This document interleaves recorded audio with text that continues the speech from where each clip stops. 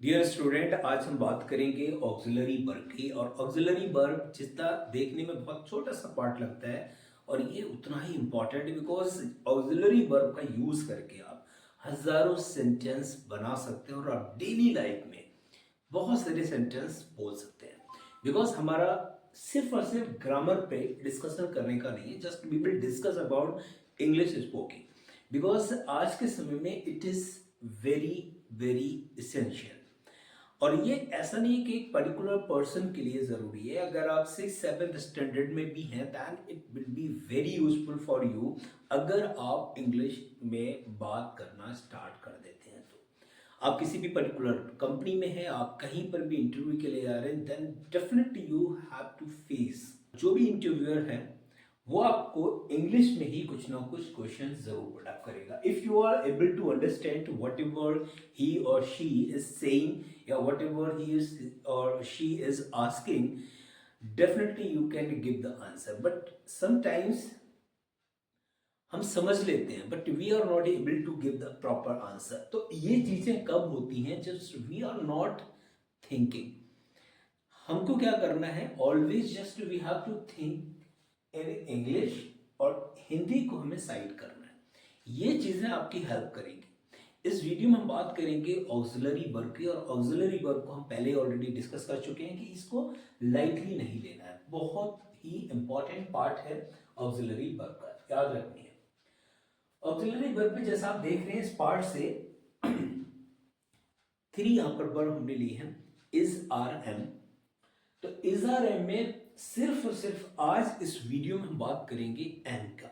और अब देखिए, बातों बातों में इस वीडियो को देखते हुए आप 10-20 सेंटेंस यूं ही आप अपने आप बोलना शुरू करेंगे। और यह काम पहले कोशिश करें कि just you have to stand in front of the mirror और उसके बाद आपको बोलना शुरू कर देना है। धीरे धीरे क्या होगा? You will be able to speak in front of the people. आप घर में, स्कूल में, अपने क्लासमेट, इन लोगों के साथ भी बोलना शुरू कर सकते हैं। जैसे बहुत सारे सेंटेंस यहाँ लिए। अब इसको समझना कैसे है? आपको पता है कि हम ऑक्सिलरी वर्ब की बात करें तो ऑक्सिलरी वर्ब में सबसे पहले हमने दिया है यहाँ पर एम। एम को हम क्यों ले रहे हैं? देखिए, एम का यूज बहुत इजी है। जब हम एम की बात कर रहे हैं तो अब समझिए इसको, किसी भी सेंटेंस का जो बेसिक स्ट्रक्चर होता है, बेसिक स्ट्रक्चर वो आपको पता होना चाहिए। देन सबसे पहले सब्जेक्ट आता है, फिर वर्ब आती है और फिर ऑब्जेक्ट आता है।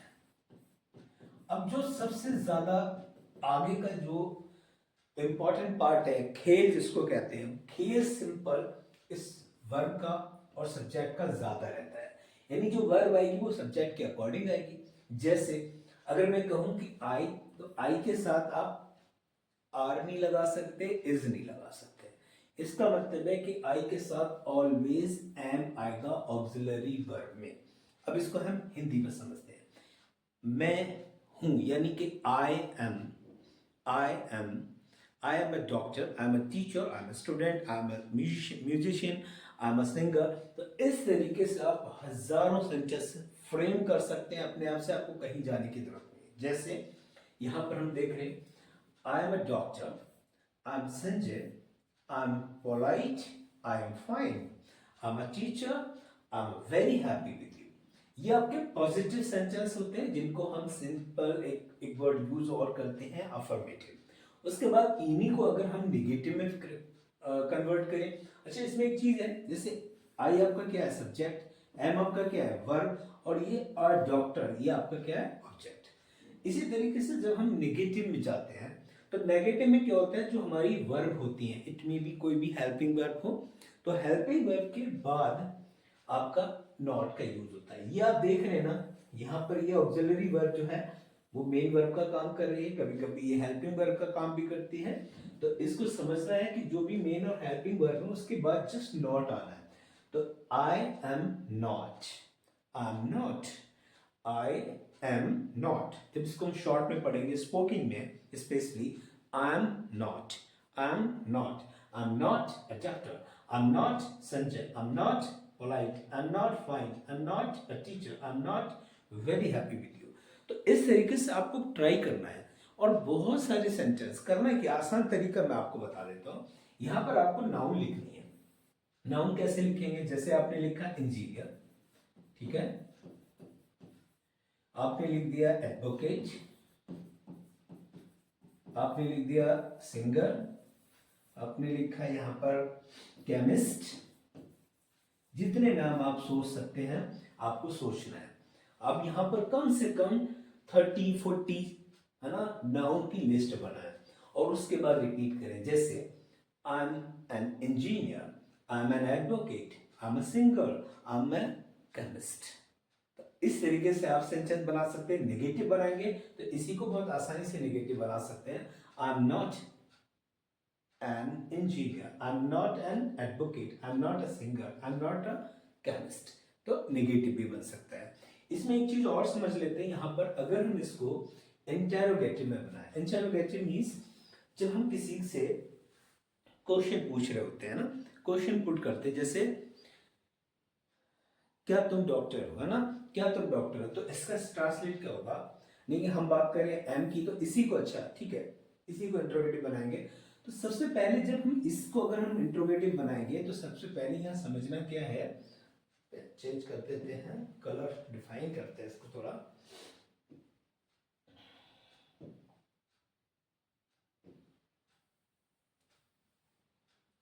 इसको अगर हम इंट्रोगेटिव बनाएंगे क्या होगा? एम सबसे पहले आएगा, एम हेल्पिंग वर्ब या जो ऑक्सिलरी वर्ब उसको पहले लेंगे। Am I a doctor. Question पूरा पुटअप हो गया। Am I doctor. आप किसी से पूछ रहे हैं अपने बारे में, एम आई डॉक्टर, क्या मैं एक डॉक्टर हूं? Am I teacher, am I sincere, am I polite, am I fine, am I teacher, am I very happy with you. ये आपको क्या करना है? क्वेश्चन पुट करना है। तो बहुत आसान तरीका है उस सेंटेंस को फ्रेम करने का। Positive, negative, interrogative. एक होता है इंट्रोगेटिव नेगेटिव। सपोज करो कि अगर इसी सेंटेंस को हम इस सेंटेंस को इंट्रोगेटिव में कन्वर्ट करेंगे तो क्या होगा? एम आई नॉट, सब्जेक्ट के बाद नॉट जाएगा, एम आई नॉट टीचर। तो ये इंट्रोगेटिव नेगेटिव कहलाएगा। तो इस तरीके से 3 to 4 फ्रेम बनता है बेसिकली, और आप आसानी से इस सेंटेंस को रिपीट कर सकते हैं। बहुत आसान तरीका है। नेक्स्ट वीडियो में हम बात करेंगे इज, यूज ऑफ इज।